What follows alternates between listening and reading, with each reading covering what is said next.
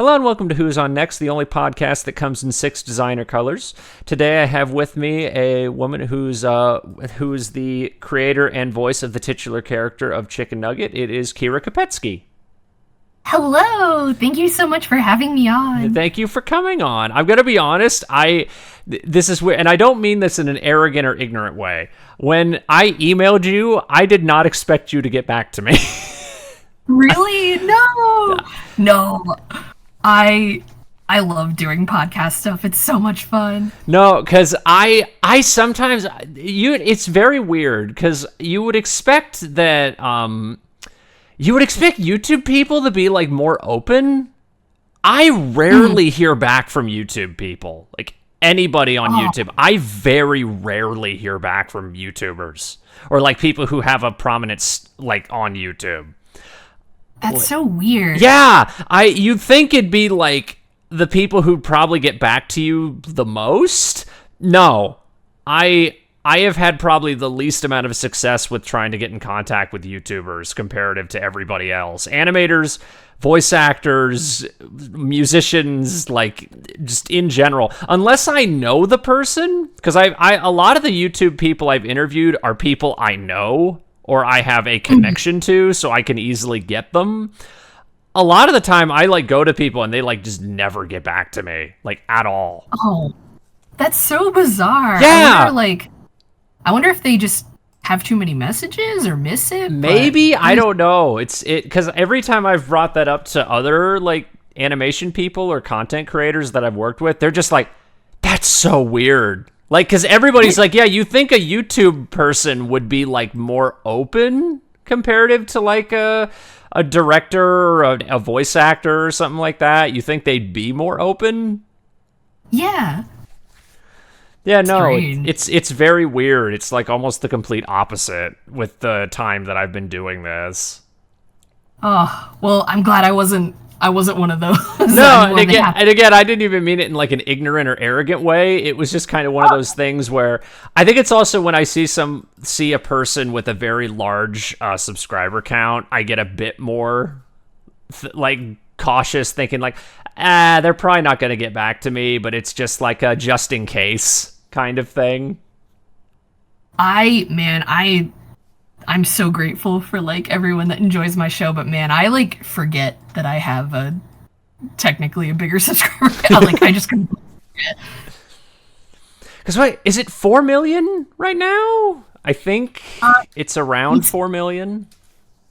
Yeah, it's getting a little close to that. 3.2 million. Yeah, it's really cool. So I guess I guess where did you get your start as a whole, I guess? Sure. I always loved drawing cute little creatures. Like as a kid I always drew like Hamtaro and Digimon. Yeah. No, when anybody says like, "Oh, I watched Digimon as a kid," I was like, "Oh." Love Digimon. I love Digimon so much.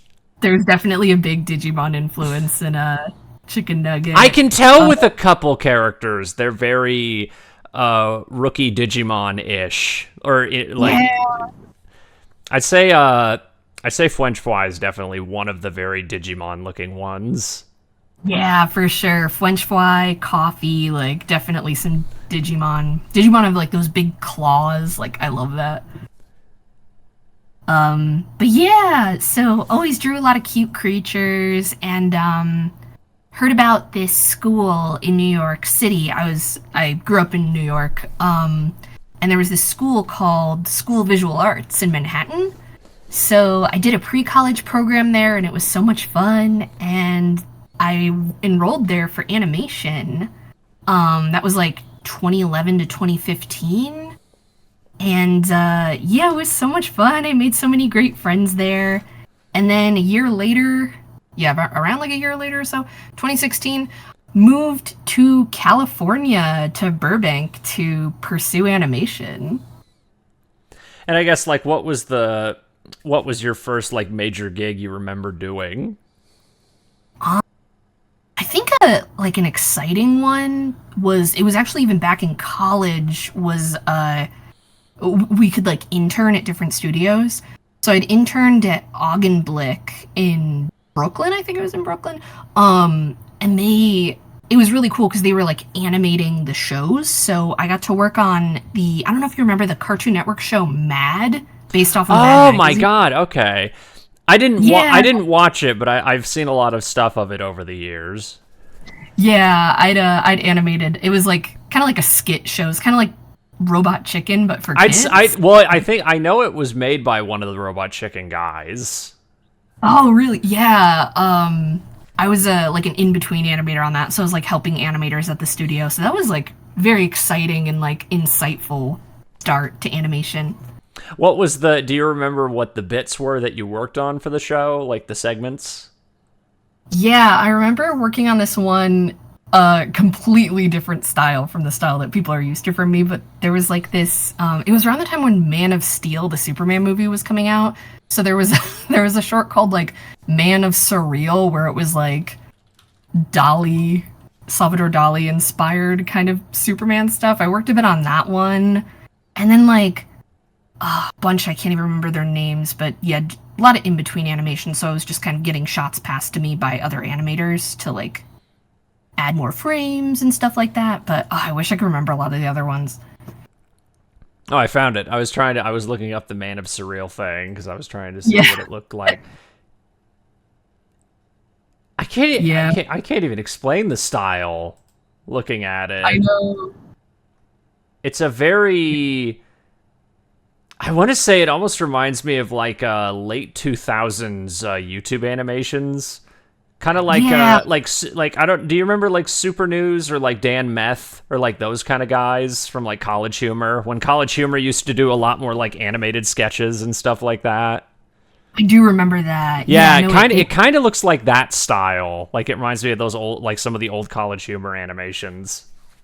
Yeah, I definitely didn't develop the style. I was just like in betweening, but it was like a nice like a nice challenge to try doing stuff like that. Well, I guess what was the major idea behind the creation of Chikn Nugget? Yeah, so like I said, love drawing cute animals. I'd gotten the opportunity because I was working at BuzzFeed. That was like my first like job outside of college, as an animator, working on this show called The Good Advice Cupcake. And my boss had asked me if I wanted to have like my own show. So in 2020, pitched Chikn Nugget, and I was like, okay, so we gotta make a show that's like in this social media, very quick, simple format. So I'm like, I love drawing little animals. They're very easy for me to draw. We could do like a lot of quick stuff with them, but like, let's have fun with the medium, that it's like short and, you know, we can add a lot of like surreal strangeness to it, you know, with our limited time and all that. But yeah, I just wanted to make like a little cast of characters that were like friends, where it was just like silly little relatable gags. Like very much fits in with what BuzzFeed was doing, but you know, making it more my own. Well, and I guess was you voicing Chikn Nugget like your own decision, or did you originally want somebody else to play the character? So it's funny because both me voicing Chicken and The Good Advice Cupcake, I kind of just did it out of like convenience. I was gonna say, because I was wondering, because whenever I see a lot of like small form content like that, usually it's just I'll just do it myself, kind of thing. Yeah. Yeah, and especially in the beginning, where I kind of had like the idea for what I wanted it to sound like, and I was just kind of like, and that was something I needed to work on. Definitely was like, I kind of was like, I don't want to bother people with like trying to explain everything. I'm like, I could just do it, you know, and like learned more to kind of delegate more as the years went by. But yeah, like kind of just did Chicken and Good Advice Cupcake out of convenience, and then had wonderful other voice actors for the other characters. But I was wondering, with a lot of the characters, did you like go, like did you audition characters, or did you like go to people for some of the characters? Yeah, so it was I think all of them, it was auditioned. Like because I had to like basically pitch and like convince. Because when at a lot of studios, but also like BuzzFeed, we kind of had to sort of like convince them to make the show, like to let us make the show. Did you do like a little pitch pilot, or like was it like did you make like a little Bible for the show, or? Yeah, I did. I made that, and I made like a little animation test sort of thing to show what it would be like. And I'd made a handful of episodes that did get finished and posted, and those were kind of just like, oh, here's the trial run to see how it does. But when I first put out little casting calls for Ice Cream and Cheeseburger, but at the time, because it was still like, oh, we got to see if this project even takes off, the BuzzFeed had wanted me to hire internally. So put out a casting call throughout the company, and my friend Nate, who is he's like our project manager at the time, and Vivian Nuiz, who was a BuzzFeed employee, they both auditioned, and I loved it, so I hired them. And Nate was they were Ice Cream, right? Yeah. And which Cheeseburger? I want to say. Yeah. Okay, I was trying to remember. I didn't have it pulled up who played who. Yeah, no worries. I know it's so many names. Because I knew there's actual voice actors involved, like Christina V and Dawn Bennett and Kellen Goff. And I guess what was those are the ones I'm also curious as to how you got a hold of them. Oh my god, it was like so sweet. They reached out to me on Twitter, like they DM'd me and were like, "Can we be in the show?"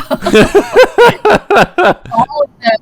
Yeah, Dawn, Christina, and Kellen had all reached out to me. I think I was like mutuals with some of them at the time, but we'd never really spoken before.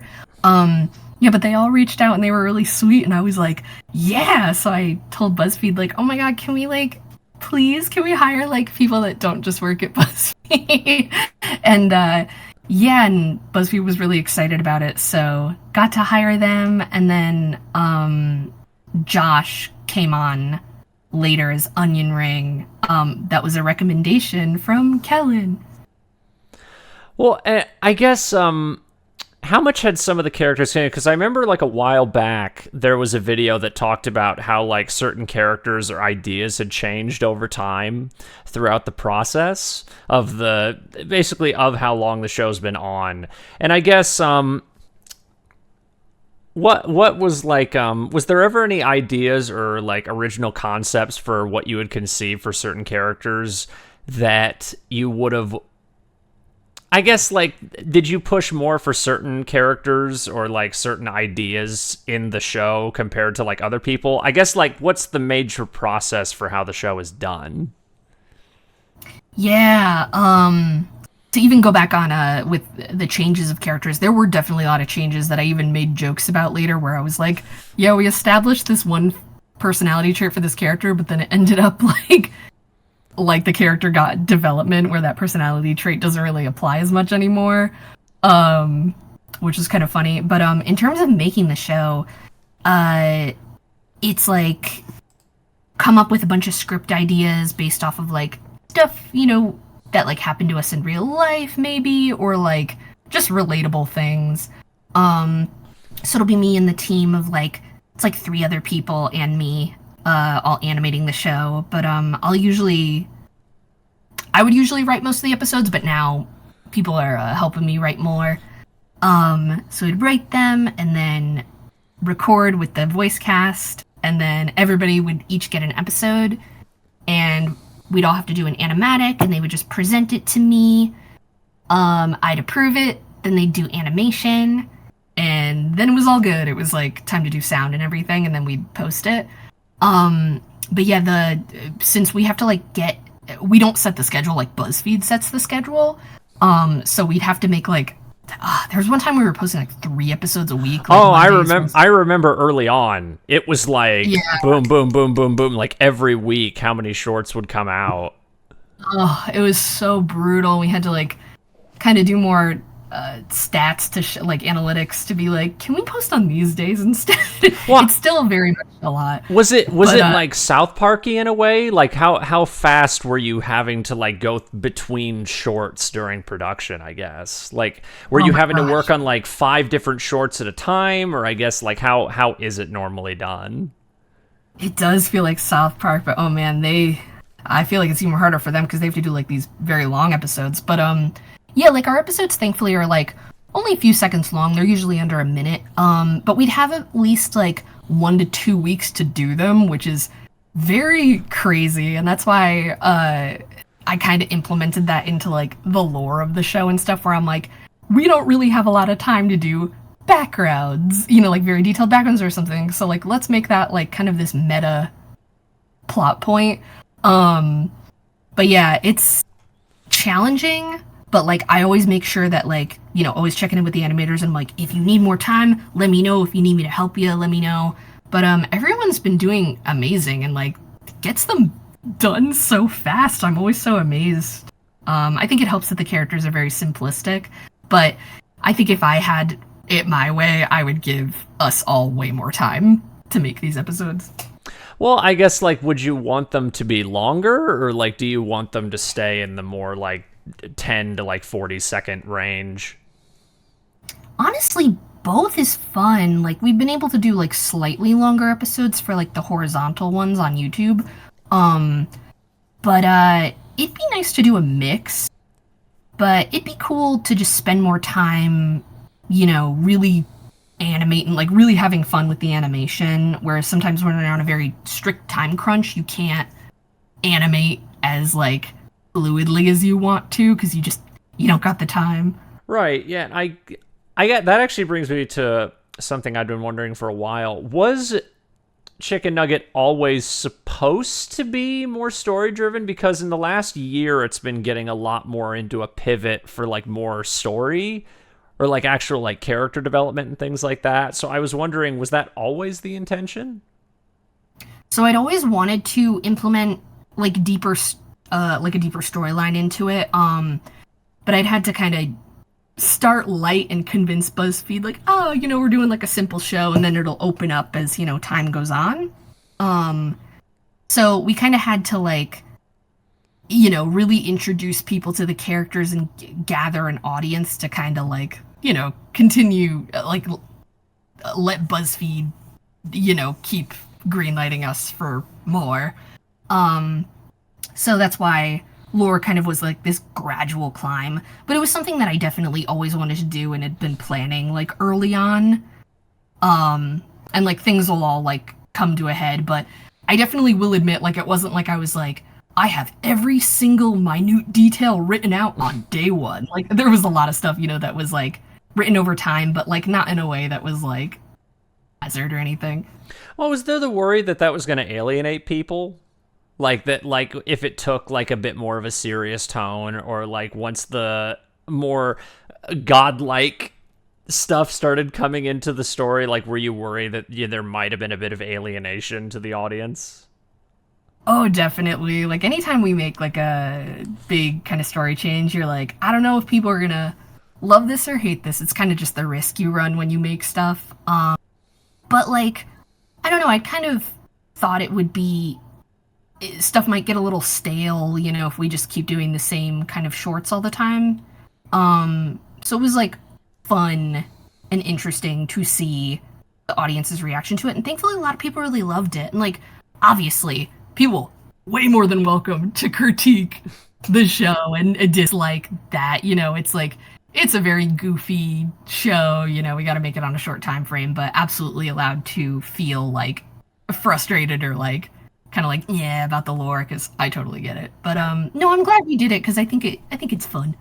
Oh, it just what's that like? I've seen that like meme before of like cartoon episode 1 of this cartoon episode 1 of a show versus like episode 70 of a show or something like that, and it's like I think it was like I think it was primarily talking about like Steven Universe and Adventure Time. Like those kind of shows where it was like episode 1 versus like episode 100, where it's like, oh, we're having a great time. We're all we're all friends and we're having a wonderful time. And the episode 100 is just like godly demons rising from the earth, destroying everything. Like that kind of idea that I've seen people like make jokes about, like that kind of whole like scenario. It's very funny. Those definitely helped inspire it, because like a lot of cartoons would do that where it's like, oh, stuff's getting real. And it's kind of like growing with the audience a little, because, you know, as the years go by, it's like, oh yeah, your audience is getting older. It always like seen, and me myself, you know, enjoy when stuff gets more intricate and like deeper. But I totally understand people who are like, yeah, I just like when it stays like light and fluffy. But thankfully, like nowadays, like the episodes that we'll post on like Wednesdays and Fridays are more of the silly ones, and then the Saturday episodes are more the lore ones. Yeah, it's interesting because I showed a friend Steven Universe last year because I hadn't like gone back and watched it for a very long time, at least in full. Or at least I had never watched the show, because I watched it as it was airing, so I just kind of wanted to go back to it and see what it would be like if I watched the show in full. And I had a friend who had very little interest in watching it because he had gotten very what's the term for like where somebody like you're turned away by something because of like the fan base or something like that. Like hated. I guess burned out from the popularity of it and the fan base and stuff like that, so he had like no interest in watching it. And by the time we finished it, I remember we were talking about it, and he said, the funny thing is that I was less interested the more plot came into the show. Oh, like, interesting. Yeah, which I was very surprised at, because he had said I was actually more engaged in the show when it was more one-offs than when it actually started getting a plot.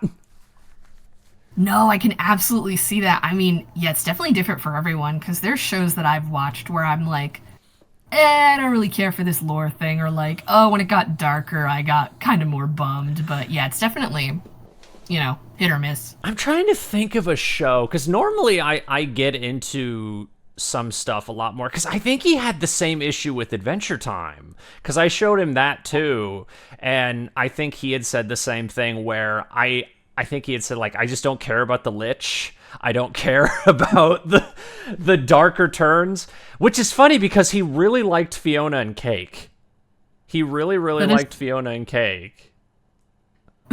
I just love the sentence, I don't really care about the Lich. I don't care about the Lich. I don't care about the lore. Like, he said, like, I think the lore is interesting, but I just had more fun with the show when it was just a lot of one-offs or character development stuff and not actual, like, heavy plot and eldritch horror, like, kind of stuff.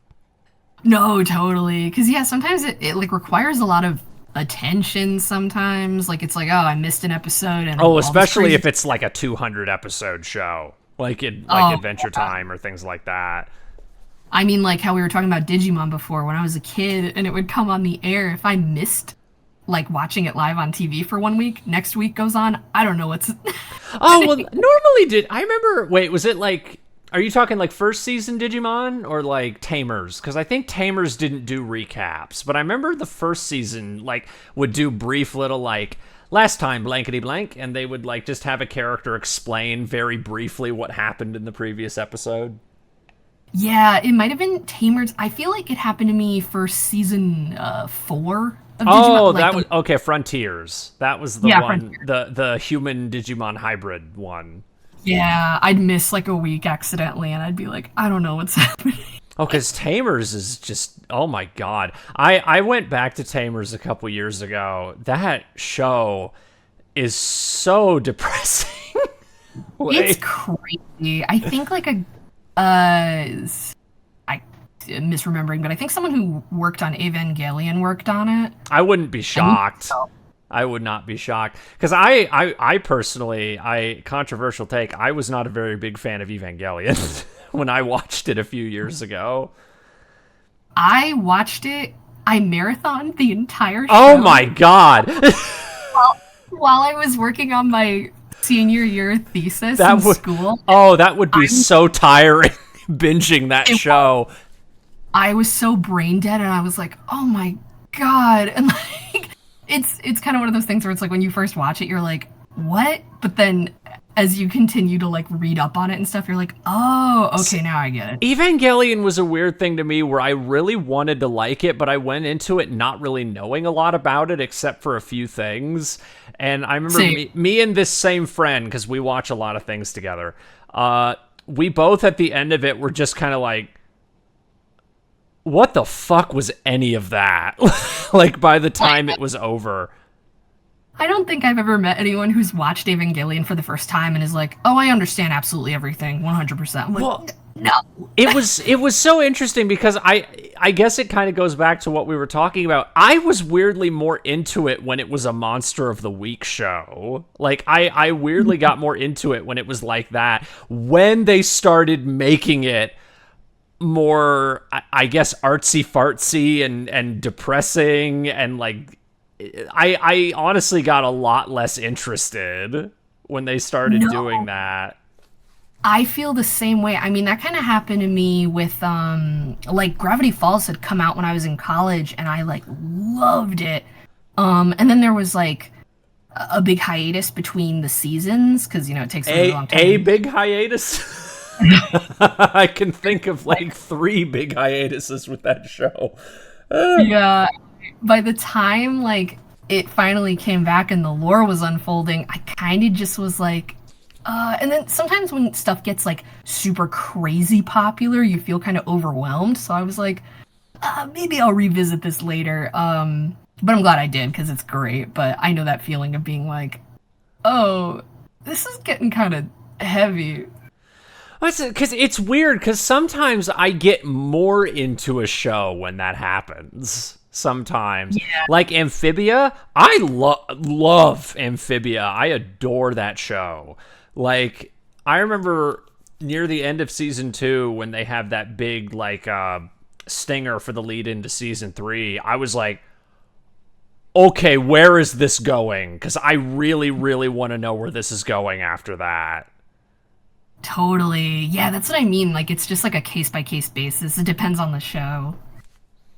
So I'm trying to think if there was a show in recent year, because a lot of shows in the last like 15 years have been really doing the starts out light, gets darker like halfway through kind of thing, or at least like maybe at the end of like season 2, something like that. So I'm trying to think. Yeah. Because I know a lot of... Adventure... Oh, sorry. Oh, I was going to say Adventure Time. I like Adventure Time. Steven Universe I really like. Gravity Falls I really like. I'm trying to think of like if there was one that I didn't like the turn when it went darker. I'm trying to think if there's any. I liked most of them. I think the only time I get really bummed out is if they kill the character that I like. Then I'd be like, oh my god. See, that's another one where I'm like, it doesn't bother me unless it's like something where I feel like that character added so much to the dynamic. And if you get rid of the character, then I'm like, oh, where are we going now if that character's dead? Well, because I think, like, Gurren Lagann, I remember, was one. Gurren Lagann is weird, because that's, like, one of my favorite shows. And I remember when the time skip happened, I really didn't like it. It's when time skips happen. It was very jarring because I remember it was like the first 2 or 3 episodes of the time skip. I hated it. Like, I really did not like it the first like 2 or 3 episodes. And then it started really picking up, and then I started really getting back to it. I was like, okay, now I love you again. Now I love you again, Gurren Lagann. You were scaring me. You were scaring me for like 2 or 3 episodes that you were getting really bad, and then you picked back up again, and now I love you. Like, yes. Yeah, nah, not even a animated show, but a show where I was like, why did they do that? Was season 2 of Our Flag Means Death. They killed the character Izzy for no reason, and everyone hated that. Everyone's like, why did you do that? Oh, I've heard that like the show, I haven't watched the show, but I had always heard the show kind of drops off in season 2 a bit, but I didn't really know why. Yeah, no, it's really good. Like I was having an amazing time in the beginning of season 2. And then it gradually gets like a little like, yeah, I think cuz like it sucks when they establish stuff in a show like, oh, this character has this dream, but then like the character's dream kind of doesn't pan out and you're like, what happened to their Oh, you goal? mean like they don't fulfill what you thought they were building up to, kind of thing, or Yeah. it felt like they were building up to something that never panned out. Yeah, or it's just like, hey, this character had a dream that they wanted to do this, and then like another character was like, no, I want to do this, and then the main Digimon season 2 immediately popped into my head. yeah, Because I it remember sucks. how that show ended. I remember a lot of people to this day really hate how Digimon season 2 ended. Because I remember a lot of that where like all the characters go off, like it like time skips to them all as adults, and I just remember everybody is every it just shows like, oh, Matt's doing this, Ty's doing this, Sora's doing this, and it's just like going through the line of like what everybody's doing and like relationships they're in, and I just know to this day everybody hates that ending because there's so many things that they did with the characters where people were like, where the hell did that come from? That's never been established for that character that they liked that or they were into that. Like, I fully agree. I remember the one that was like the most like, no, and like I've met so many people who agree because I remember just me as a child being like, what was well, I remember like, there's like one with like Ken. I think he like becomes like a detective or something and he marries Yo Lee. And I just remember that's like one of the big ones where I'm like, where the hell did that come from? Like, those two have that was never weird. shown interest in each other. Like, I also was like, why didn't they let TK and Kari get together? Like their Digimon match, like it's I don't know. Like I guess well, they didn't really have much romantic stuff in the show, but it was weird that they didn't end up together. I forget who, but I think Sora ends up becoming like a fashion designer, and I'm like, Sora did that and not Mimi? Like, and then they cut to Mimi, and Mimi's got like a cooking show, and I'm like, I think you like flip-flopped that or something, because like Mimi should not be like, doing a cooking show. Like, she should be the fashion designer character. Like, It's depressing. It's yeah, when there's a time skip and then the character's just like, "Oh, I gave up on my dream" or something, and I'm like, "No, oh, that's so see, sad." we were having this conversation, and I did think of a show where I really didn't like it once it got to a certain point. The Netflix Voltron that came out like 10 years ago. Yes. That was a great fucking show. That was such a good show for like 4 seasons. And then once my you get to that halfway point, it's like season 5 is pretty good for the most part, and then they do something in season 5 that just makes you go, okay, where are we going now? Because that is a big thing you just did, and we're only like 4 episodes in to this season. I always hear people complain about that, and then Do you know what it is? Like what they did? yes, yeah. Yeah, they I kill off the main villain like halfway through the show, and then it just like, okay, where are we going now? Like, Yeah, I hadn't I'd seen just some of the show. It was during a time where I was like, I gotta get a job, you know, like I was like focusing on like doing a lot of work, so I was like, I don't have time to watch stuff. But I remember hearing about people's disappointment with that, and yeah, like speaking of like shows where it just like falls apart, like I can't even mention the ending of the live action show Supernatural in front of my dad because he'll get so angry. I don't even know. I remember when like the Scooby-Doo crossover happened like 10 years ago. I didn't even know that show was still going when that happened. Like, It went on for so long. and that's the only episode I've ever seen, which I really liked that episode, but that's the only episode I've ever seen is the Scooby-Doo crossover. That's one of the best ones. I remember watching with my dad like the like last like 3 episodes of the show and just being like, "Oh my god, what are they doing?" So funny. I always hear that so much more often with live action shows than like animated shows for the most part, where they just really fumble the bag at like the end of the show. Yeah, There's I know like that like Dexter and like Game of Thrones, like shows that people really, really like. I think Breaking Bad is like one of the only recent ones I can think of where the ending is like universally acclaimed, like the rest of the show is.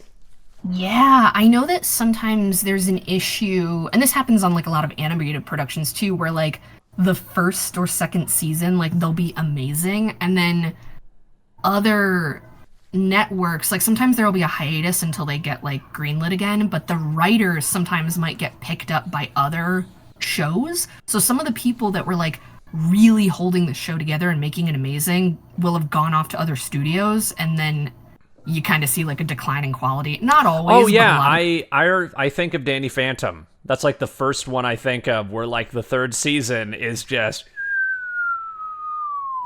like, because more than like half the writers left the show in the third season, and the showrunner left. Like Butch Hartman was like basically the only one left on that show for the most part by the last season. Yeah, it's crazy. I'd heard about that for several shows where they were like, oh, our best people, they got picked up by other studios. So And I don't even think the last season of Danny Phantom is bad. I don't think it's as bad as people say it is. The finale's terrible. Like the ending of the show I think is genuinely terrible. But I think the third season isn't as bad as people say it is, but it is weaker than the first two seasons. yeah, it happens. It's definitely like the seasonal rot thing happens, and I mean, like, people could definitely say that about Chikn Nugget too, where it's just like, and I'm like, dude, I know the feeling, because like, yeah, sometimes you can't always keep like the golden years, I guess, up at always, but I really admire shows where it's just like perfection the whole way through. I think that's so admirable. Well, because I was thinking of Star Versus. That was another one that popped in my head because I never finished that show. I remember Star versus Forces of Evil. I watched like the first, I think there's 4 seasons. I watched the first like 2, and I think I watched most of 3, but I never watched the last season. And not even because I didn't like how season 3 ended. I think I just got distracted and did other things. And yeah, that it happens to me all the time. I'll start it. I have to watch a show with another person a lot of the time to like commit to it. Like it's more fun. Oh yeah, no, me and my friend Chris, we've had like a group together for like 5-6 years now. We're just me and him and a couple friends just watch things like every few days. That's so much fun. No, I love doing that. That's how I got to watch a lot of shows during the pandemic, was like me and my friends would just get in a Discord call and stream a show. Oh yeah, like how was it like last year?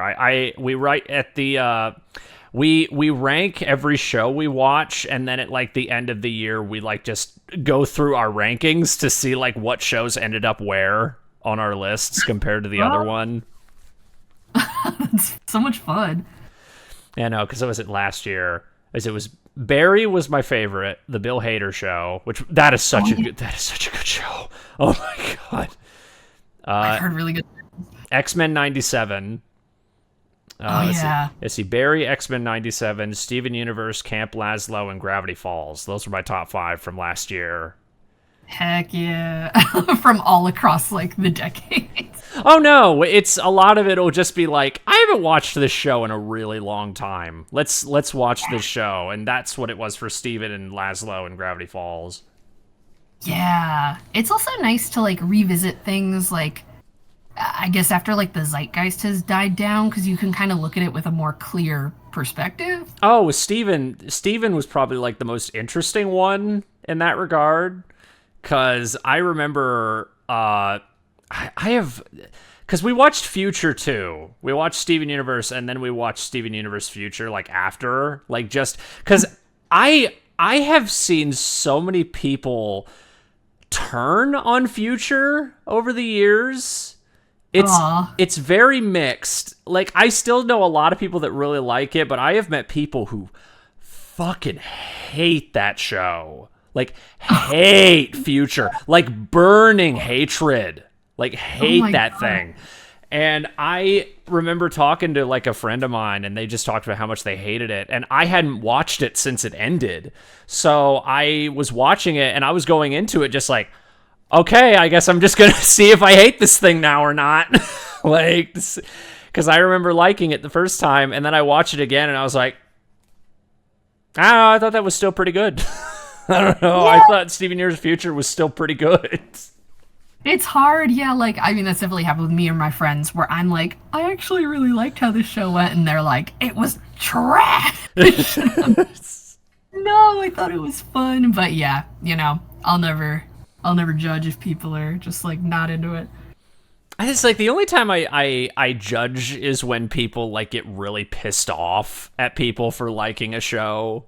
That's, like, the only time I get a bit judgmental, is because I'm like, you're gonna attack somebody for liking a show just because you didn't like it? Like... That's weird, and also, people who are like, I'm a good person because I watched this show. Oh, God. Oh. But yeah, nah, like, I think it's very dumb, because, I mean, there's shows that I love that other people think are bad, or, you know, like, shows that people like where I love Mr. Meaty. I know tons of people that hate Mr. Meaty. I love that show. No, there's several shows, like, I liked Thundercats Roar. Like, I thought it was, like, fun. I thought it was okay from what I saw. Like... Yeah, like, it's definitely an acquired taste, but I was like, I actually like this art style. I like the, like, what was it, like, red outlines or something. I thought it was fun, and I don't know. It got overhated. I think the way people take cartoons too serious. I've noticed specifically with, like, 80s cartoons. Like, yes. Specific, I don't know, Transformers normally gets off scot-free a lot of the time, when I've noticed. Ninja Turtles is weird, because every time a new Ninja Turtles thing comes out, all the fans hate it before it comes out, and then it comes out, and then everybody loves it. That happens every time with Ninja Turtles. Like, every single time.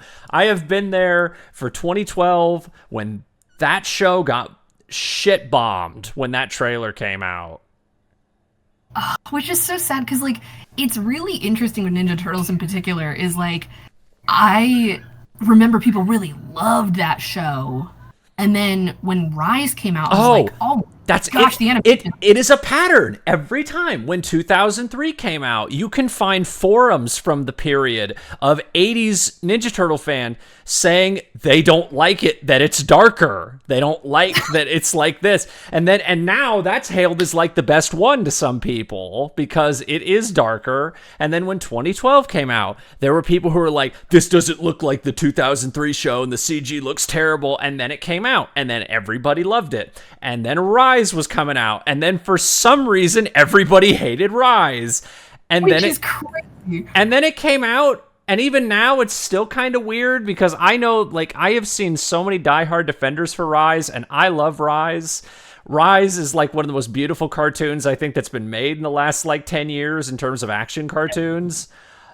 But I still see people who really don't like Rise. And then there's the new movie, and then everybody loved the new movie, which is really weird. Like, I honestly didn't really like the show that tied into the movie. Oh, I hadn't seen the show. I really liked the movie. I thought it was really endearing. I like how they act more like teenagers. Well, I like that it's the first time they've actually been voiced by teenagers in anything. Well, because I don't want to say that I feel bad saying that because a friend of mine worked on the new TV show, the Paramount Plus one. A friend of mine animated on that show. I was not a big fan of it. I wasn't a big fan of it because it wasn't what I wanted it to be. Because when I had heard they were doing a show based off the new movie, I was like, oh, that's a movie where how it ends. I would have really liked a slice of life Ninja Turtles cartoon that also happens to have action in it. That's not what it was. That's no, it's completely story driven. It's all story driven. It's like 2 different stories over 4 parts, and I was just like, it's not bad. It's just I was really disappointed because it's not what I wanted. Because that movie ends on a note where we've never been within a Ninja Turtles thing. So I was just really hoping that that show would be a lot more like comedy focused, or I guess more like slice of life with action in it. Like, It's interesting how, like, in the industry, there's, like, different periods of time where, like, more serialized action stuff is getting picked up more and more highly valued, and then more episodic, silly stuff is valued. It's strange. oh, it's a pattern because I remember action cartoons like died in like 2007, like around that period. Like I remember just died. Like Teen Titans ended, and then after that ended, I think like Code Lyoko ended not long after that, and then Danny Phantom ended. They all ended around the same time. Like a lot of them ended around like 2006 to 2007. And then after 2007, nothing. Like no action cartoons for probably like 4 or 5 years at that point. I remember. Yeah, it's always like cyclical. That's why I'm always like, don't worry, stuff will like bounce back. I mean, we're seeing it now. Well, yeah, because I remember in 2010, because 2010 was that big year where just like boom, boom, boom, boom, boom, boom, boom. Like every big cartoon, like Adventure Time, Regular Show, Gumball, Young Justice, like just tons of things came out that year. Like, probably like, that is probably like in my lifetime of my nearly 30 years on this planet. That's probably the one year I can point to where like the turning point in television animation in my life. Because there was absolutely, because there was like well, I'm trying to think. Well, because there was Toonami. I'd say maybe like when Samurai Jack came out, that was probably the big push for action shows. Because when Samurai Jack came out, there was a much bigger push for action cartoons for like a 5-year period. Definitely. Yeah, I know like everyone kind of refers to the 2010s or just around that decade of like the golden age of cartoons because like so many consistently amazing cartoons were coming out around that time. Well, yeah, it was like every I'm trying to think, like, what did Nickelodeon have in 2010? I'm trying to remember, because I remember Cartoon Network was killing it during that period. Like, Cartoon Network and Disney were killing it. Yeah, both of them were really just putting out hit after hit. I gotta look up what came out in like the early 2010s for Nickelodeon. I really gotta look. Here, but maybe I think Loud House came out at one point. Well, that was 2016. I was trying to see like that when Adventure Time came out, like 2010. Ooh, okay, so Nick was not doing great. Looking at that period. No. Fanboy and Chum Chum, Planet Sheen, and Tough Puppy all came out during that period. Okay, so they were not doing great during that period. Whoa, that felt like ages ago. God, that was oh my God, that was 15 years ago. Oh my God. I don't like that. Oh God. Oh, that hit me like a brick realizing that just now. No, same. When I think about even just the fact where I'm like, oh God, I've lived out here in California for like almost 10 years now. That's so, it feels like I just graduated college. Oh God, I like just was starting high school when Adventure Time came out. Oh my God. Like. Yeah. I was in high school when it came out. I was gonna say, I would have been 14. Yeah, I would have been 14 when that came out. I was like maybe like 16 or so. Crazy. God, again, oh God, how did I not even think of that? I was looking at Nickelodeon just now, and I was like, oh, Avatar. I didn't even think of that when I was thinking about action cartoons. I can't believe I didn't even think of that one because that was 2005. Maybe that must have been it. When Avatar ended, that was the period when action cartoons just kind of stopped, was when that show ended. Because that ended like 2008, I think. Yeah, 2008.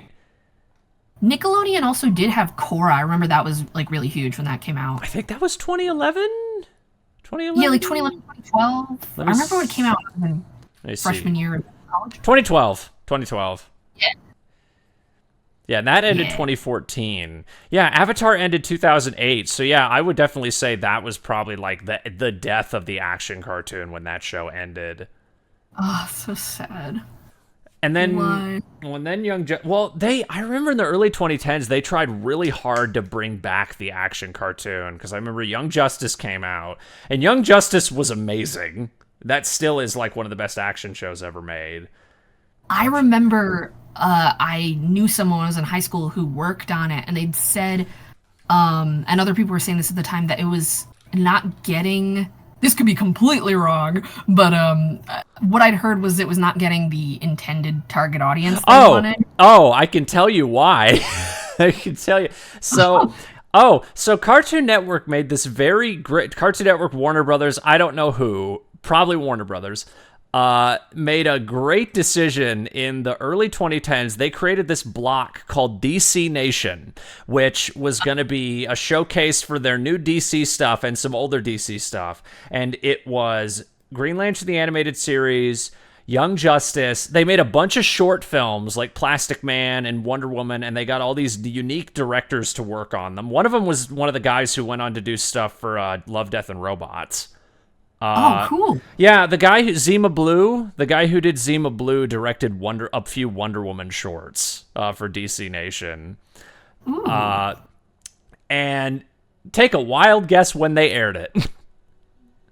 Was it like in the middle of the night, or was it like during school hours? Saturday at 8 in the morning.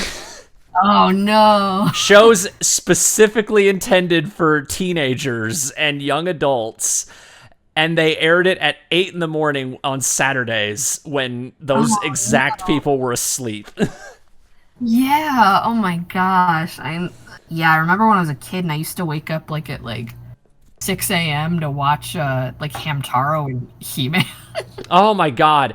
Oh, because I remember I had a period where I didn't have satellite anymore, or cable, so I didn't have like a lot of networks for like 3 or 4 years. I had Kids WB and PBS Kids for like 3 years of my life. Oh wow. And I remember Kids WB had a thing where it would air stuff until like 6 in the afternoon once you got home from school. And then they would have like Saturday mornings from like 8 a.m. to like 2 in the afternoon, they would air stuff. And then they stopped doing that, and then they only aired stuff on Saturday mornings. And then I was like, that was my moment where I was realizing, this network is dying. I think if they're stopping airing kids stuff in the afternoon. Like, I remember people make those posts where it's like POV, you're taking a sick day from school, and it's like, here's the cartoons that were like shows that you only saw if you were sick. Oh yeah, I'm trying to remember. Baby Looney Tunes was one. Yeah. Crypto the Super Dog. Yeah. It's very weird because those are very like little kid shows. Yeah. Which I always thought was very weird that they would. I remember. Oh God, I when I was in early elementary school, I would see this like child psychologist. Because I was diagnosed with autism when I was very young, and I didn't know why. My parents would just take me to see this woman, and I would just watch TV and play in this little room, and she would talk to me about stuff. And I remember I would watch Cartoon Network, and they would have the weirdest shit on at like 10 in the morning. I remember Sitting Ducks was like one of them. It was like the CG show that like nobody remembers. I remember Sitting Ducks. Peccola. I think it was done by the people who did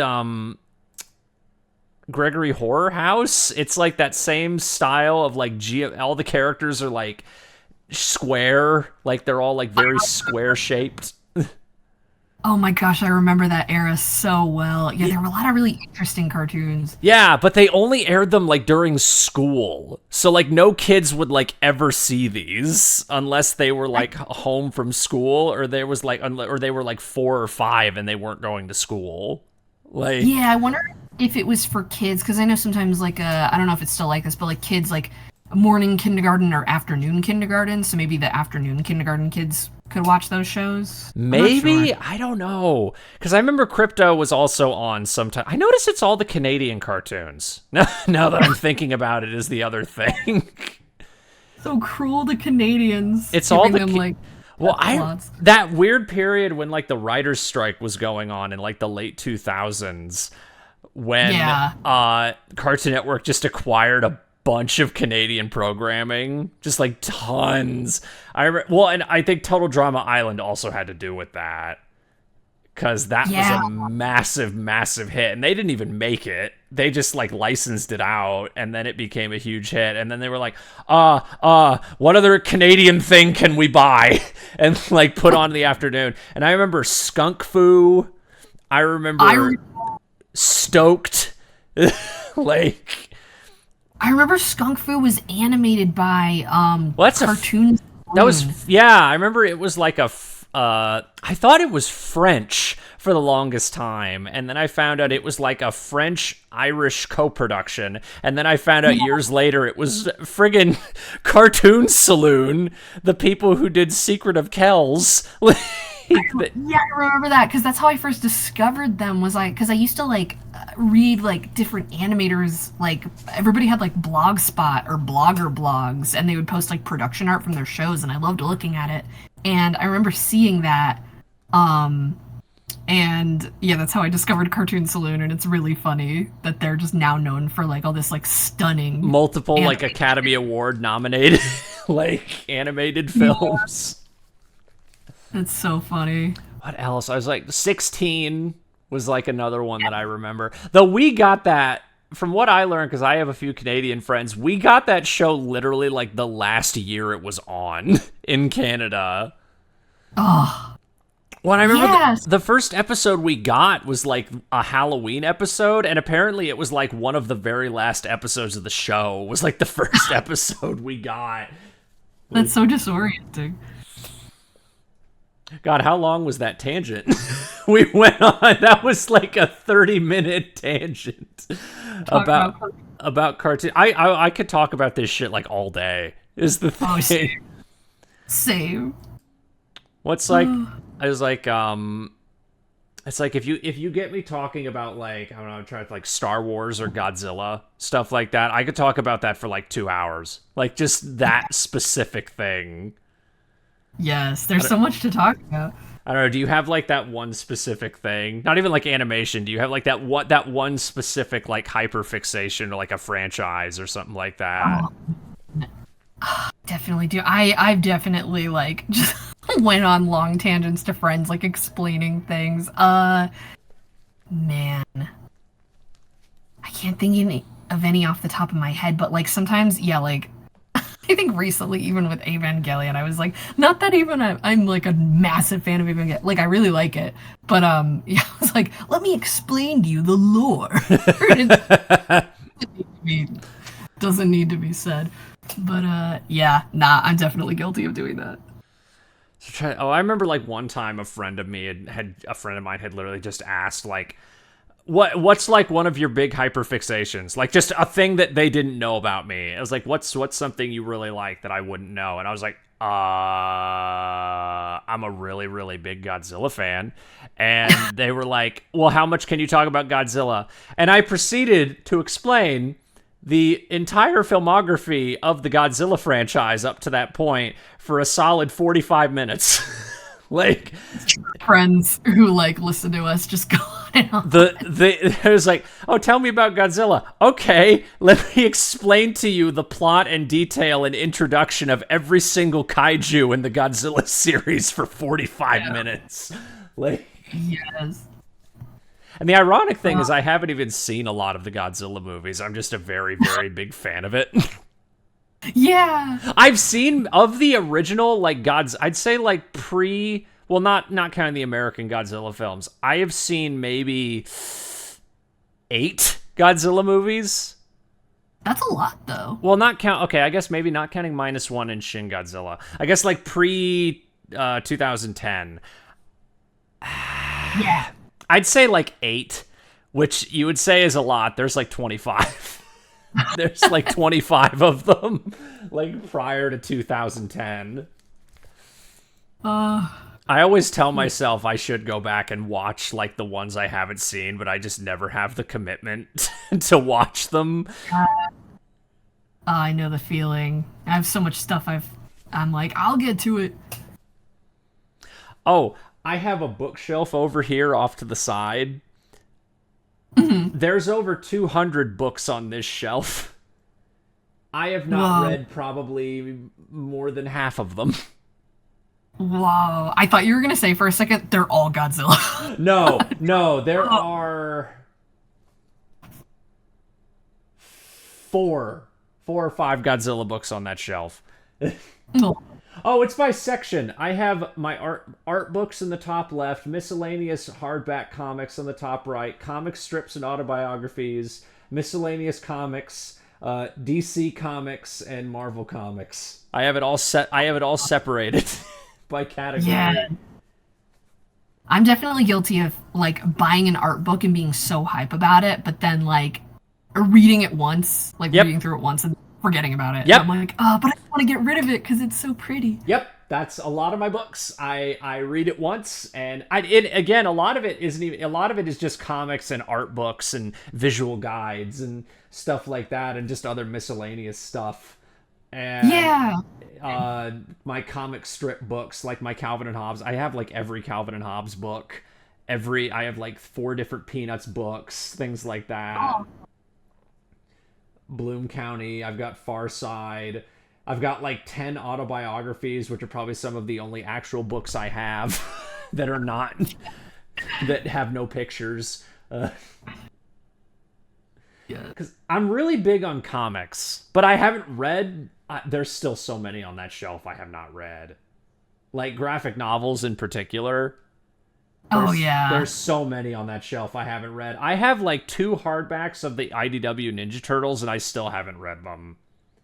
Oh, cool. No, I mean, like, you're not alone. I know so many people who are like, I ain't read most of my collection. Oh no, for me it's almost to a point where it's just like I just buy it because I want it, and eventually I'll read it. Like that's the thing.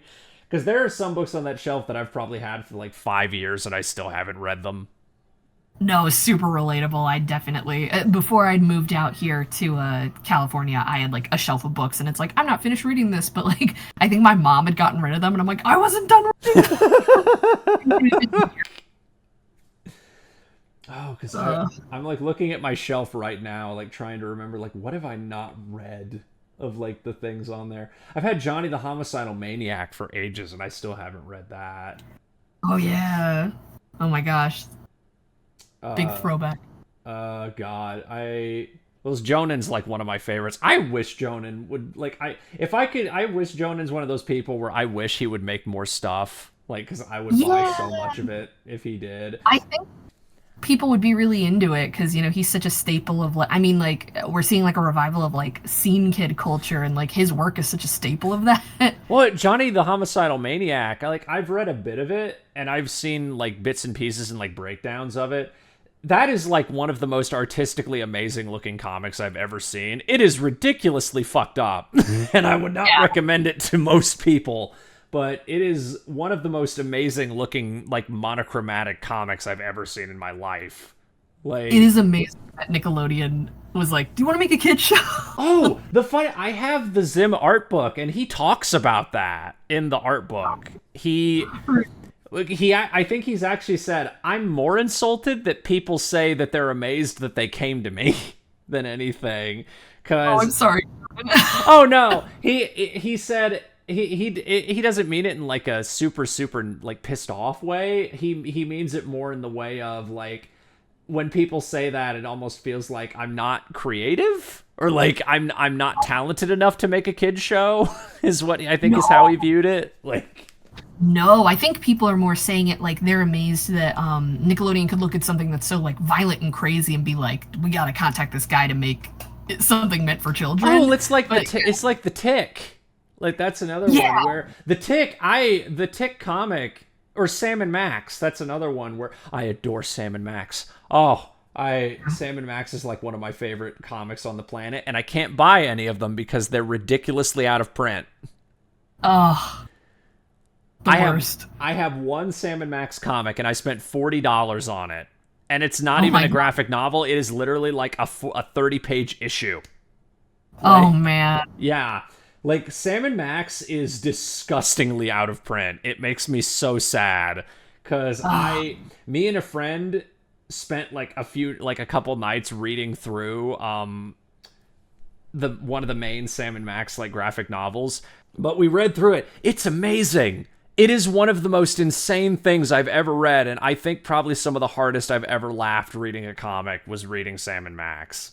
That's the best though, when like a written word comic can make you crack up laughing. Oh no, genuinely laugh. Well, that happened with Johnny the Homicidal Maniac a couple times too. From what I read of it, I'll always remember I think the hardest I laughed from what I read was he goes into a coffee shop and he kills a bunch of people because that's what he does. He goes into the bathroom and you just hear a guy.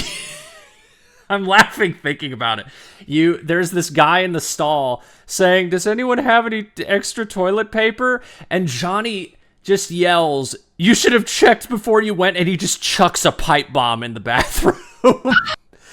Dramatic. And it's so, oh my God. I think the first time I laughed I just couldn't stop laughing for like 2 minutes straight. Just how hysterical that was. Actually, I need to go back to my questions. We went on such a long tangent. I have to remember where I was. Oh, I guess were there ever any like character ideas or like something like along those lines that just never ended up like coming to fruition? Because I know that again you had talked about how there were original how characters were originally going to be portrayed. I know French Fry was originally going to be like a deer. Stuff like that. Yeah. Was there ever any like character concepts that just never ended up coming to be, or just ideas for the show itself that never ended up happening? Yeah, I've released some of them. Just some like incidental characters or like beta designs for the characters where it was like Slushy was originally going to be like this pink fox who was like kind of sassy, and it was like, we ended up not going with that. The deer, yeah, I love deer. And we were gonna have like a French fry, like character be the deer. Ended up not going with it. The deer was gonna be kind of like this neurotic character. What else? Wanted to do like a different reptile, like a reptile that's not like a mythological creature, like a gator or something. Was thinking. So many. I'm definitely gonna release like another video that like really goes over it. I'd have to like really trudge through all my files and everything to be like, all right, what did we not end up making canon? Because I guess because French Fry is one of the ones that like has always fascinated me because of how drastic the change was from deer to dragon. And I guess what was the shift there to like pivot in that direction? I wanted a foil to ice cream, and like not Dawn, oh my god, Christina's voice is just so like endearing, so it's like having Christina voice this like very sweet dragon character who's sometimes like a little unhinged or like a little can be morally dubious according to their own standards.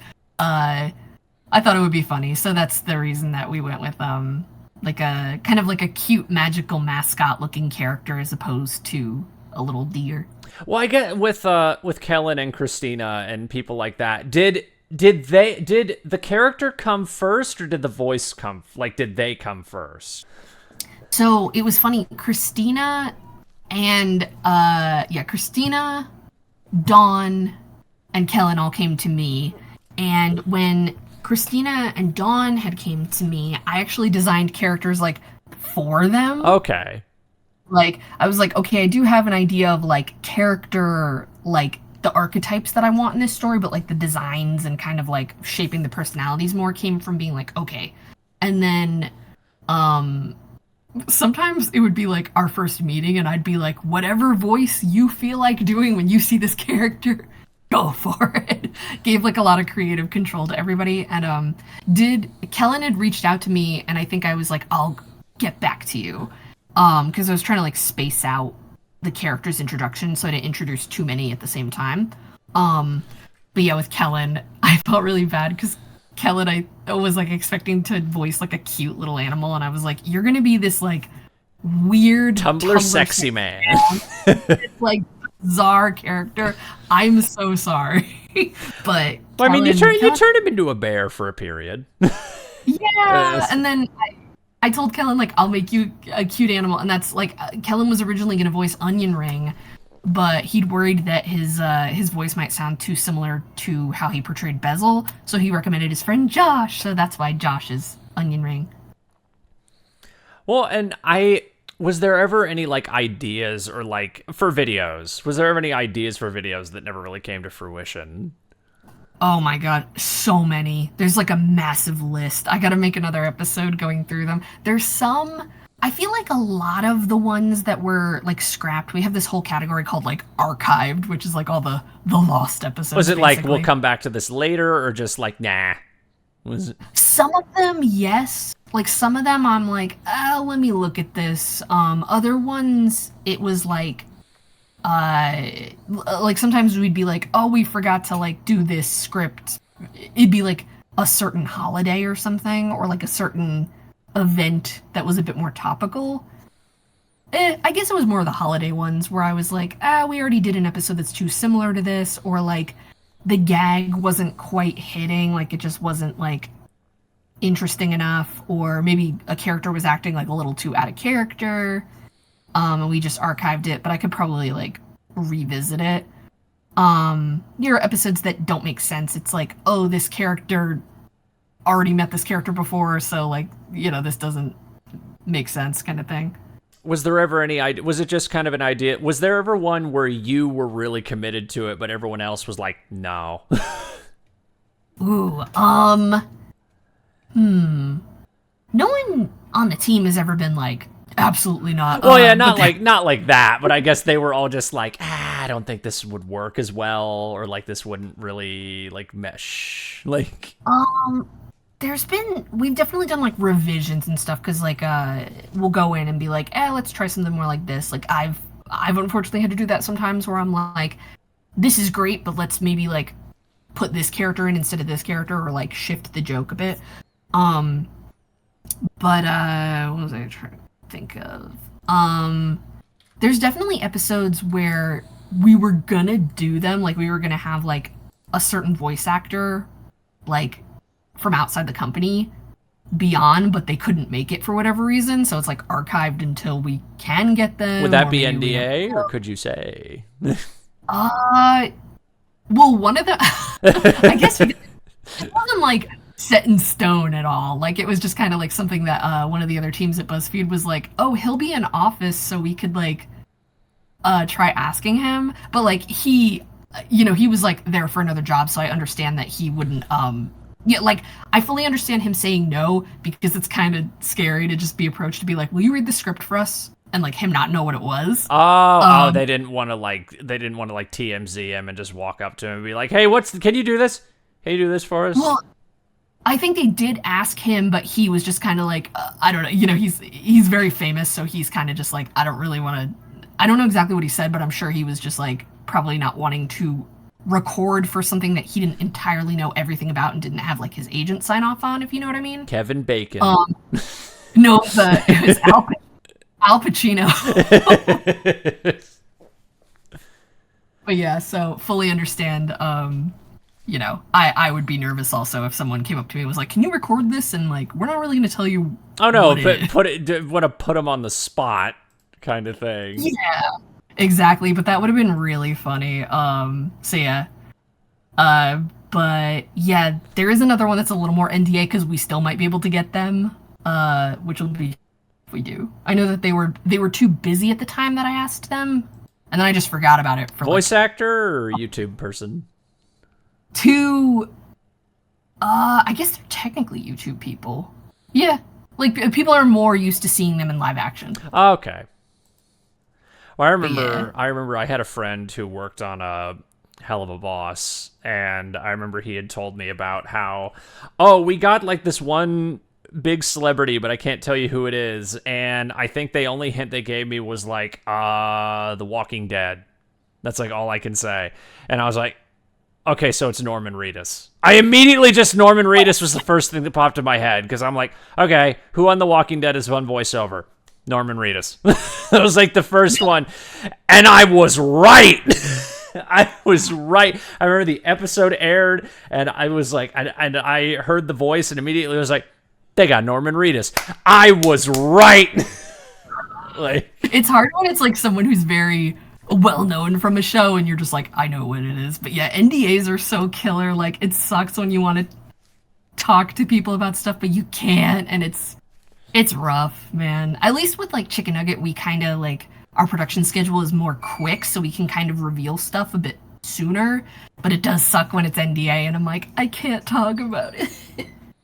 I guess like I was curious, because I remember there was like a I was curious. I've been curious about this because it's and I don't know if I can ask this. I remember there was a lost episodes video that was done a while back where you did kind of talk about this idea of like cut content and stuff like that. Oh yeah. What the hell was Pears? I want to know what the hell that was. That ended up becoming like more like I to this day, ever since that video, I was like, I've always wondered if they were like fucking with people and this wasn't a real plot or this was an actual video. It was an actual video. I didn't mean to sound so like, what would you call it, like vague and obtuse. Oh, because the way it was worded always made me wonder if it was like intentionally like done like to fuck with people, like it wasn't an actual thing, or it was an actual video idea. It was like, it is an actual video. It had a script. I think it's even recorded. Really? It went that far? Yeah. Okay. Yeah. Well, what had happened was it was kind of like, because Chikn Nuggit's like, it's like a general audience show, but you know, there are a lot of... it's pretty... It can it's get, like young. Not raunchy, but it can. There are some stuff that can be a pretty... I wouldn't show this to like a 6-year-old kind of thing. Yeah. There's definitely some jokes. Like, I've never gone further than, like, maybe, like, a television show. I mean, I've seen TV shows that put crazy stuff in. Oh, Animaniacs got away with shit I still don't know how they got away with to this day. Yeah. Or, like, SpongeBob. I'm like, there's shows that I think have gone way further than we ever have. But it's, like, it'll be, like, kind of like a diegetic joke. Like, it'll be, like, characters that are flirting with each other. Well, and there's been, like, bits and pieces of, like, French fry being, like, curvy. Stuff like that. Yeah. There's been like that kind of stuff. Yeah, well, actually, that's exactly what Pears was about. Oh my god. So, Pears was about how French fry is kind of pear-shaped because of the dragon body. And then it was an episode where Ice Cream's just like holding a pear and just sitting around going, you know what? I think pears are my favorite fruit. And just sort of like lining it up visually with oh my god. And French fries just like, you know that kids watch this show, right? And I just thought it was like a little too racy, maybe. Yeah, and I just like felt a little weird about it. And like, I don't know what the heck what I was thinking when I was writing it. I don't know what's wrong. But yeah, so I was like, maybe I won't do this just because it's like a little racy seeming. You know, like I said, the show is not on YouTube Kids. It's not primarily marketed as like. I'm amazed that it hasn't gotten flagged as YouTube Kids. Honestly, a couple times. I'm glad that it hasn't, because it's like there's a lot of innocent stuff, you know, but there's jokes that are like a little raunchy, but it's nothing like outrageous. I'd say PG, some. If there was an in between of PG and PG-13, I guess I would say it's like in that area. Because I wouldn't say that like any of the jokes. I'd say like some of the jokes had lined up to some of the jokes on like Animaniacs or early SpongeBob. I wouldn't say. Actually, I'd say maybe there's a few jokes that are a little more racy than SpongeBob would have done. But definitely, I'd say that Animaniacs Tiny Toons ish kind of like range. Yeah, there's definitely that, and that's not me being like, I'm gonna like freak everyone out. See how much I can slip through the cracks, like that kind of shit. Yeah. It's just like, you're kind of like thinking forward of like characters first. You're just like, okay, these characters would have this flirting interaction, and it's kind of a funny joke. But yeah, would never go too far or anything. But Right. yeah, the Paris episode, I was like, let's not do this. Well, I remember there was the one short with French Fry of the a lot of people like you and have a crush on you, like that specific one. Yeah. Because that's like the only one I can think of where it was like directly mentioned of like Yeah. I guess fan reaction to a character. That's like the only time I can think that you guys like took that, like mentioned that like to a degree.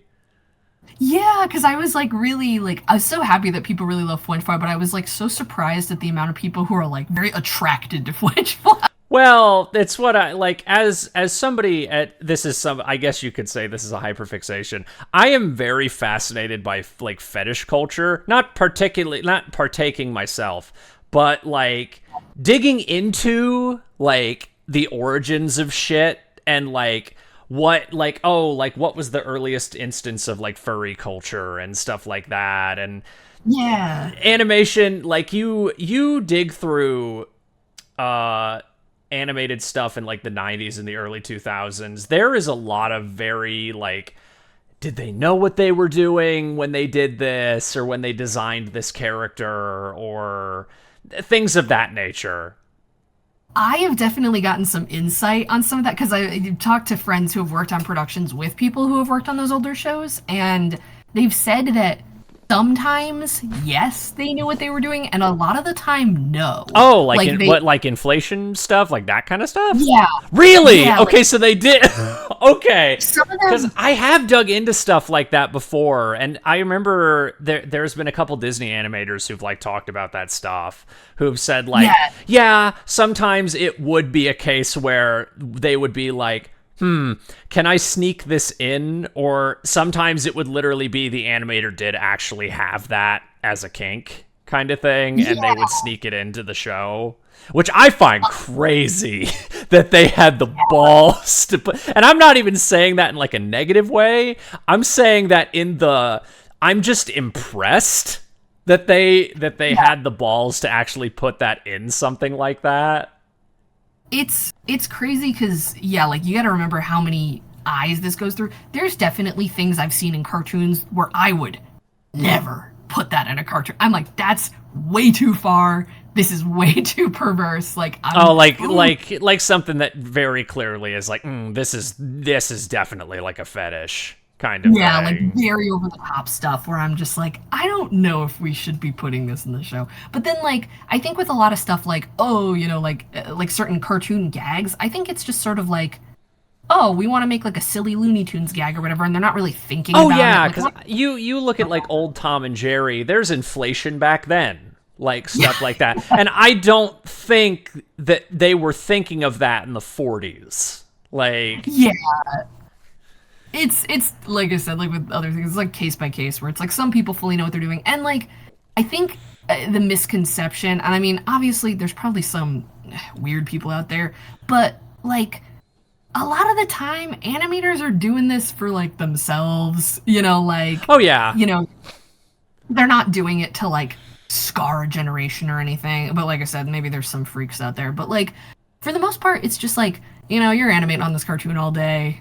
Sometimes you're just like, I want to draw. Like, I'm gonna put this thing in here for me, like kind of thing. Yeah, that's usually what they're doing. But yeah, I think there is a definite line where it's like, all right, maybe let's not do this. On the internet, it's very different because it's like a different medium than like television.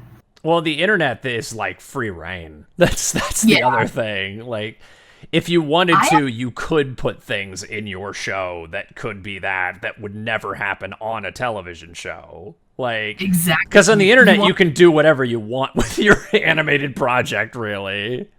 Yeah, you want to hear like a note I actually got from BuzzFeed? Really? Okay, I'm curious. No, it's the opposite. Where they actually one time they were telling me that I should make it more sensual. Really? Okay, I thought you were gonna say they were gonna say make this more fetishy. Like, yeah, that's what I mean. Like they wanted more. Like they said that I should put more. Like did they did they think it would be funnier, or was it actually like somebody who very clearly seemed like, I think you're too into this? Like, no, it was like, the audience likes this. Do more of it. Oh, it was like oh my God. I was like, well, I don't know. What specifically was it, if you can say? It wasn't like anything specific. It was just kind of notes about the where they're like, okay, so it wasn't like a specific short or something like that. I thought it was like something in a short they were saying.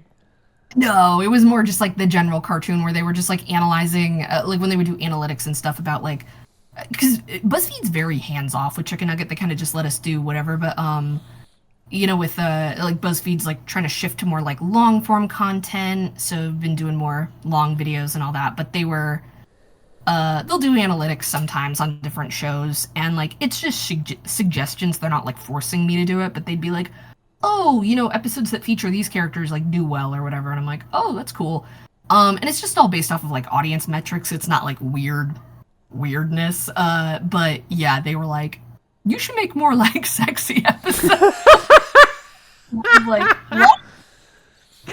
I don't know, because I feel like, yeah, I don't know. I don't want to go too far. I always want like the characters like flirting with each other to be like, it makes sense in canon, like Ice Cream and Flinchwire are in a relationship and all that, but I remember what was it? I remember I was actually talking to another animation friend about this a couple episodes ago. Because we were talking about like the 90s era of animation and how I had said like, you go back to like that specific era from like 91 to like 2004. And like every female character in an animated film, for the most part, is like super attractive. Like, it's super attractive. And I think the best way I've ever heard it described, Bruce Timm, the artist for the DC animated universe from like the 90s, he did the character designs for like Superman and Batman and all that stuff. I think the best way I've ever heard his art style described is, every time Bruce Timm draws a woman, even when he's attempting to draw a 3, they're a 7. Like, oh my God. Yeah, just like constantly making them really like hot. Even characters that aren't meant to be super attractive are still like, no, that character could still very easily be perceived as attractive. Like, but that's so fun. Like I'm a fan. Me and so many other animation people are like big fans of having characters that are attractive. I mean, as long as, I think the main critique is like, yeah, totally put attractive female characters, like stereotypical Hollywood, I guess, attractive females characters in, but it's a problem if all of the characters look like that, then it's kind of like, what are you trying to say? The thing that stemmed the conversation was us we were talking about that, and we were talking about Space Jam, because he almost got the job on Space Jam 2. He almost got a job on Space Jam 2, but he couldn't do it. And we kind of like started talking about some other stuff, and I brought up Lola Bunny.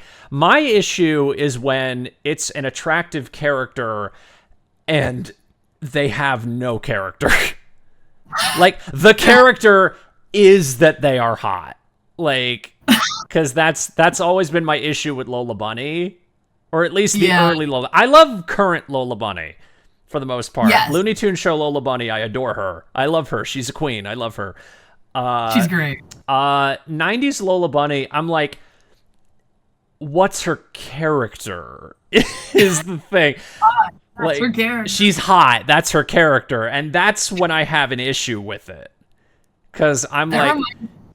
Oh, sorry. Oh, no, you say your thing. I was going to just go off on another thing with it.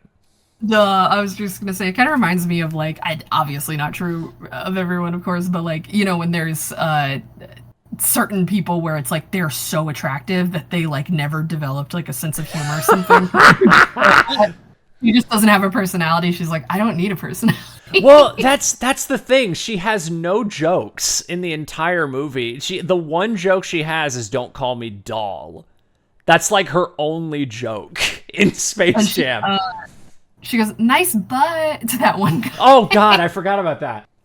I remember talking to another friend who is a girl, And I remember she's a huge animation nut for that era of Disney and Warner Brothers and things like that. And she said, well, the reason that so many female characters back then are so ridiculously attractive is because a lot of stuff back then was much more of a boys' club. Yes, definitely. So a lot more women were not working in character design during that period. And I remember she actually showed me a video of behind the scenes of Pocahontas. And there was one of the concept artists like held up a picture of Pocahontas, and it was her with normal looking boobs and like Jessica Rabbit looking boobs, like side by side. And it said, yes, to the big chest. Oh, I need to find the image. I need to give it to you. This is a real thing. Where is it at? I showed it. I showed it to my friend, and he was like, "There's no way that's real." And then I showed him the clip, and it was. Oh, I found it. Yeah. Oh my. This is real. This is actually real from the production of Pocahontas. This picture. Yes, it doesn't even. Oh my God, her waist. No, it's like Jessica Rabbit proportions for her, like in that picture. I love the guy smiling, holding it up. Just like, yeah. Well, like, have you? Oh no, you say your thing. I was just gonna say that goes back to what we were saying before. Is just animators, animation people. We're all kind of freaks. Like, I saw like people discoursing recently about like, oh, this animator who's made children's stuff. Like they've drawn like pinups and yeah, it's Chris. just like, yeah, Chris Sanders has done that. Like, yeah, it was Chris Sanders, and it's like, oh my God, Bruce Timm's the same way. Like you can tell from how he draws most of the women in Batman the Animated Series and Superman that he draws pinups with how he draws women. I mean, most people who work in animation draw like raunchy stuff, but I mean, obviously, don't put. I've learned from friends in the animation industry. I remember somebody who worked on a show for Cartoon Network, and they said like, "Oh yeah, no, we've drawn like joke porn of characters of the shows we've worked on before." Like, people do that all the time. Like, we've drawn, like, joke lewd images of, like, shows. Well, and I remember stuff like SpongeBob. There's been stuff that's, like, leaked from, like, decades ago from, like, the team working on SpongeBob of, like, an image of, like, SpongeBob in, like, S&M gear with a whip and stuff like that. Like... It's so funny, because it's just, like, I think people... I don't want to say people forget, but I think sometimes it's, like, the people who work on these shows, they're humans, they're adults, they're just joking around and having fun. Well, it's what I've said where I'm like, I don't have an issue with attractive women. Like, that's like kind of my other thing with like, yeah, exactly. Like there's nothing wrong with attractive women. It's just when you look at the culture from the 90s and the early 2000s, you understand it's a bit more questionable when you realize that it's like 80% dudes in the character designing field for those movies. Yeah. Like, and my whole issue is like, I think it's never a good thing if like throughout like multiple different shows and forms of media that we just have only women that look like that. Like, it would also be an issue if like we only had like big strong men with six packs who all acted the same way. It would just be like, do we really want to do this? Well, and that was a lot of cartoons in the 80s. was like all the dudes were huge. Like, it's happened. Yeah, and it's like it's not, ideal when it's just like, this is what women look like, all of them, kind of thing. Like, it does kind of give a negative perception to audiences, whether, like, subconscious or not.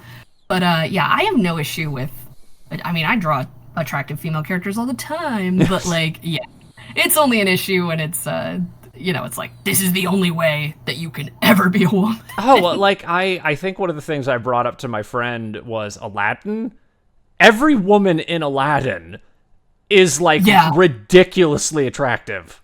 Like, every woman in that movie is, like, ridiculously attractive. It's fun to, like...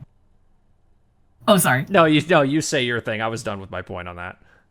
No, I was just gonna say, like, it's fun. Like, there's a animator who's still working today, really huge influential animator named Dan Haskett. Oh yeah. Ariel. And yes, a reason we have a lot of like sexy female character designs, especially a lot of sexy like toon like furry girls, is because of Dan Haskett. Like, that's like his work. Oh yeah, have you have you ever I don't know if he worked on Lion King, but I remember there was like concept art for Lion King where for some reason they drew the characters with clothes.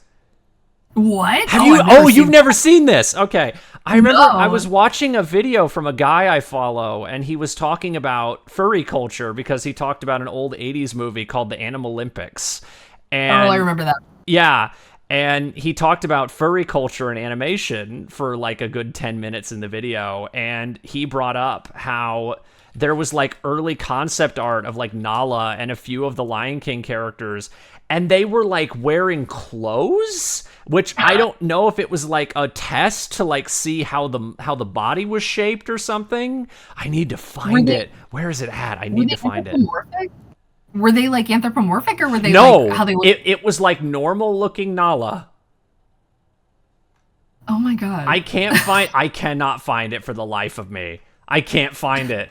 I'm trying to find like Nala concept art, but I can't find the exact one I was looking for. But I remember he talked about this and said that like one of the art, like there was some early concept art for Lion King where they had the characters like wearing clothes. And I guess it was to like show, again, I don't know. He couldn't even really explain it. He said, the only thing I can think about is maybe it was a way to like see how like the muscles would look depending on like what the character was like, in what situation the character was in, because the Lion King characters are much more animalistic compared to something like Robin Hood.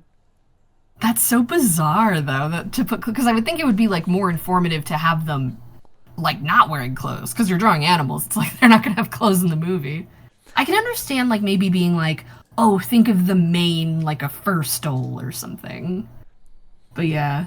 Interesting. I can't find it. I've been digging so hard through Google trying to find it, and I can't find it. That's so funny. Yeah. Interesting to hear about people's like, oh, what was your like animated crushes? And then it's like funny to see how it reflects in like a real, like their actual type with real people. Oh yeah. Well, because I don't think I've ever really had a consistency with like characters I have found attractive, because I'm like, Shell from El Dorado.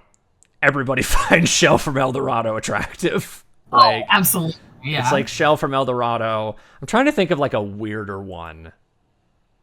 Carol from OKKO. That's a big one for me. See, I don't have very many. That's the thing, because I have a lot of characters that I find attractive, but I don't have very many that I would say are hear me outs, really.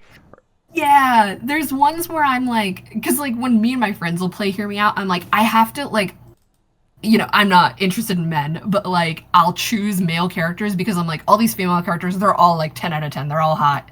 They're not a So I'm like, all right, what are male characters where I'm like, this is a Hear Me Out? Because I feel like male characters usually have like a lot weirder character designs. Lightning McQueen.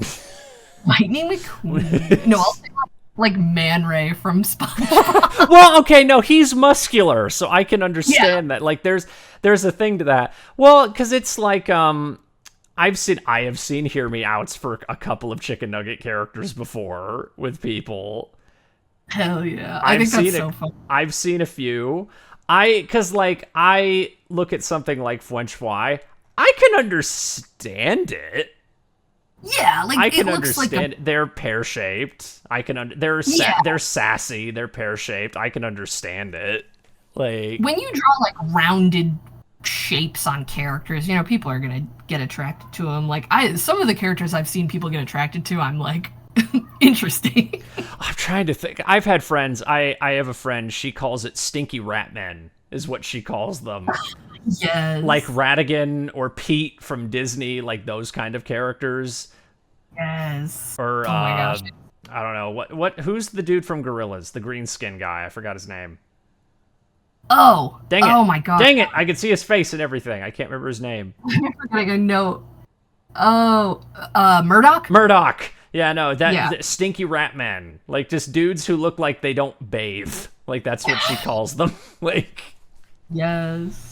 Oh my god, people's Hear Me Outs are so funny. I think the funniest one I've ever seen is like it was like that toothbrush from like a I was just about to say, I have a friend who brought that up to me once. This like toothbrush from like a Latin American commercial or something like that.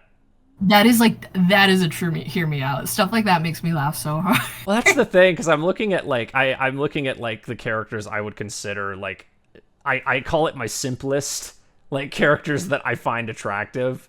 I'm like Yeah. I can't I don't see any like notable ones. I have Madam Mim, but it's not like the Madam Mim, the normal Madam Mim from Sword in the Stone. It's like specifically like the bit where she looks like hot for like 20 seconds in the movie. Yeah. It's like 20 seconds of screen time. And I'm like, yeah, no, she's attractive. Yeah. Nah, and I like yeah, with a lot of attractive character designs, it's also fun because it's like they're appealing. Like there's characters where it's like they might not necessarily be like attractive by real life standards, but like they're animated in a very like endearing, cute way. So I like seeing people's hear me outs in terms of just they're like, this character is animated in like a very charming way, and that makes them attractive. And I'm like, yeah. I was trying to find. There was a bit from Danny Phantom I was trying to find. I found an image of it. I found. Yes. I said that may be the hottest geek I ever laid eyes on. And she like turns into like a big werewolf. She's like, still hot now? Yeah, still hot.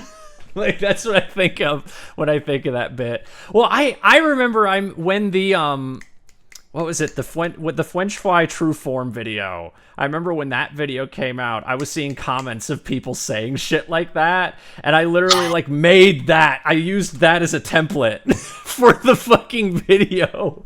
Because I was just seeing, like, there are so many people in these comments saying how attractive they think the French Fry True Form is.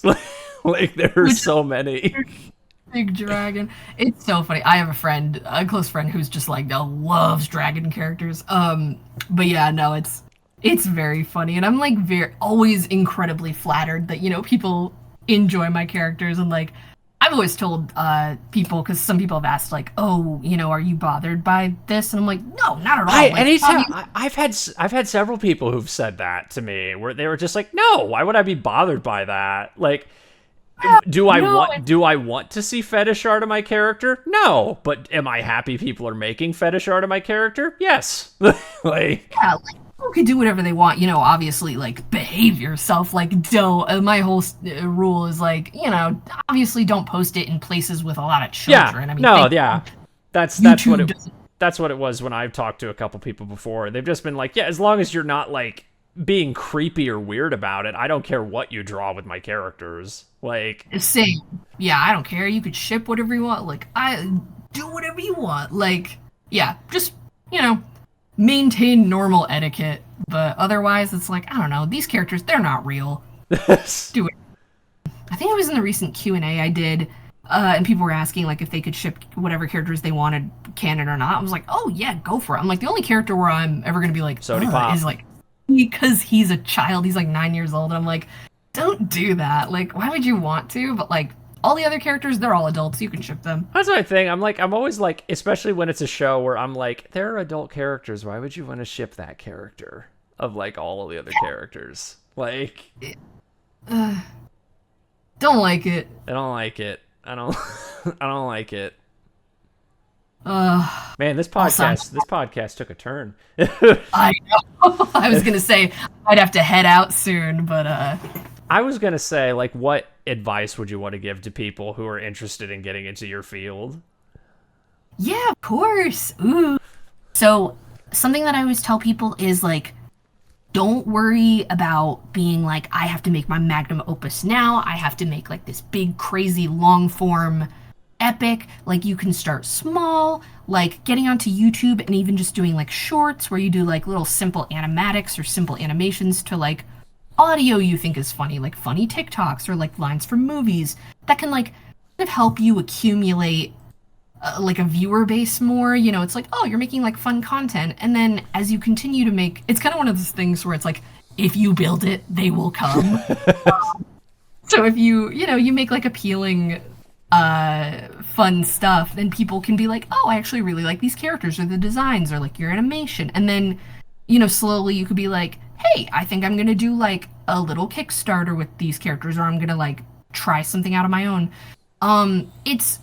I know it's very tempting to kind of want to go fully wild and just be like, I'm gonna start like a $500,000 Kickstarter no experience before, I'm just gonna jump into it. It's very daunting and scary. And like people who can accomplish that first go without having done other, projects before, crazy and amazing if they can do that. But yeah, like don't worry, you can start small. Like, if you need to voice things yourself, go for it. Like until you can accumulate a viewer base and then you can maybe make like a Patreon or something or like monetize your YouTube videos, then you can jump into the bigger stuff.